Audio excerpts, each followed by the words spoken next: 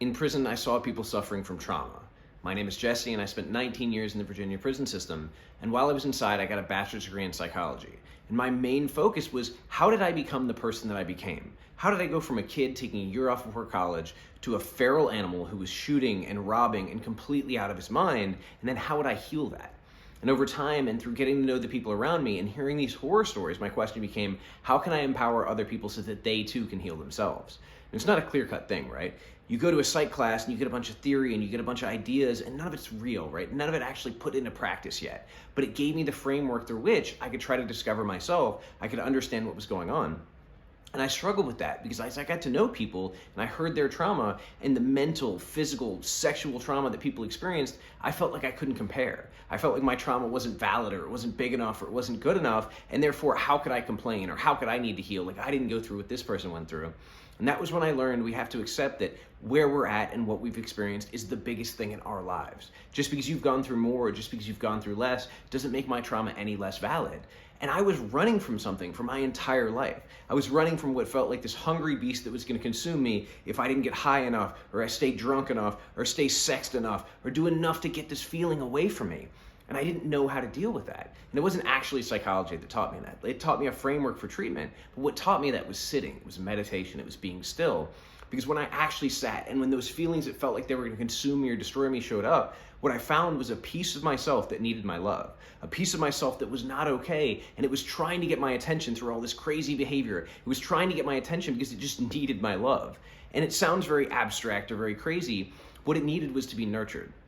What I realized is that the whole idea of an inner child, that part of us that needs to heal, we have to be that parent. We have to be that loving character because nobody outside can. Everybody in the world is flawed. The best parent is flawed. The best teacher is flawed. The best person is flawed. The only person that can be there for us 100% is ourselves. And so I recognized I had to find a way to love myself, and I had to find a way to change. As I've talked about before, this isn't a decision. Okay, I'm going to love myself. Okay, I'm going to do this differently. It's a series of steps, day after day after day, and it doesn't end. That's the hard part about change and the hard part about growth. It's not like you get there and it's over. This is every day for the rest of our lives because the world is moving. If we're standing still, we're actually moving backwards. So we have to be working on ourselves constantly. And that's exhausting, and it's scary, and it's intimidating. But if little by little, I make sure I meditate every day, I make sure I go to therapy, I make sure I'm accountable for myself, I make sure I have a gratitude list, I make sure I go through these daily practices, what I find is that becomes who I am. This isn't just something that I do or something that's imposed upon me or something I'm resentful of. This is what I do on a daily basis, and this is who I've become. And I'm so grateful for that. Because getting out, it's been so easy to fall into old patterns. Not old patterns of destructive stuff, but like, well, I could meditate, or I could, read this book, or I could do this, or I could talk to these people. And what I recognize is the habits we make define who we are. So as I get away from those habits that have allowed me to grow and heal, well, I get a little bit less mature, a little bit less healed. I get a little bit more toward the old pattern. So I have to come back to that. I have to have those daily patterns. And that was what I found in prison. When I was a mentor in the mental health program, one of the things that I always tried to create was structure for guys.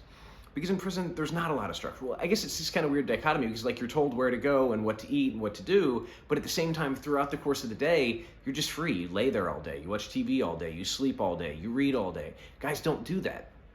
And I know I needed it, and especially the guys who were struggling with mental illness, or even the guys who were just struggling with kind of daily existence. They needed structure. So we would build that. All right, we're going to meet in the morning. We're going to talk for this long. All right, this is your homework assignment. You're going to write about this. You're going to read this page for me. Okay, this is what I want you to do for Spanish class. This is what I want you to do for DBT class. This is what I want you to do for nonviolent communication class. By giving them that structure, they had something to build their life around. Because I'm sure you've had this experience that when you go to work hard and you come home at the end of the day and you sit on the couch, it's like, it's a relief. But if you don't do anything all day and then you're sitting on the couch, you feel like lazy, or you feel kind of dirty, or you feel kind of like we have to do that work. We have to be in there. We have to have that structure, and then we can relax and we can enjoy. And I struggle with that balance because a lot of times I am fully in work mode all the time. I'm fully in serious mode all the time. But that's the work for me. It's that habit of trying to get a little bit more near that balance. And I know there's a pendulum, it'll swing, but I'm working on it. So when I look at that trauma and I look at those people that have been running, I see myself in everybody. And that's one of the reasons it's so easy for me to humanize the people around me. That's so easy. Why it's so easy for me to look at somebody who's angry or who's saying nasty things and recognize that's just a person expressing their pain, because I've been that person expressing his pain. I've been that person who didn't know how to stop and feel. I didn't know how to stop running from what I felt like was going to consume me. And so I look around and I see that, and that's what I want to help. I want to find a way to show up for other people, help them build new habits, help them build a better idea of themselves, help them accept their imperfections because we're all imperfect, and help them love themselves to healing because we're the only ones who can do it. There's nobody outside, there's nothing outside, there's no magic bean. We have to do it. We have to stop every day. We have to build habits that are based around prioritizing ourselves and then connecting with other people, because a big part of healing myself is helping other people. Just like I learn more from teaching than I do from learning. Like if I'm, teaching boxing or I'm teaching nonviolent communication, well, if I do it myself, that's one thing. But if I have to explain it to somebody else and I have to work on it with other people, if I'm working with somebody who's struggling with trauma and I have to help them through that, sometimes I'll say something that they need to hear, but I really need to hear it. Like it ends up being the thing that I need to hear because for whatever reason, there was a block of me hearing that. And it's been profound to recognize that by healing myself, I can work towards healing others. And by working to heal others, I can heal myself. And that's really the focus.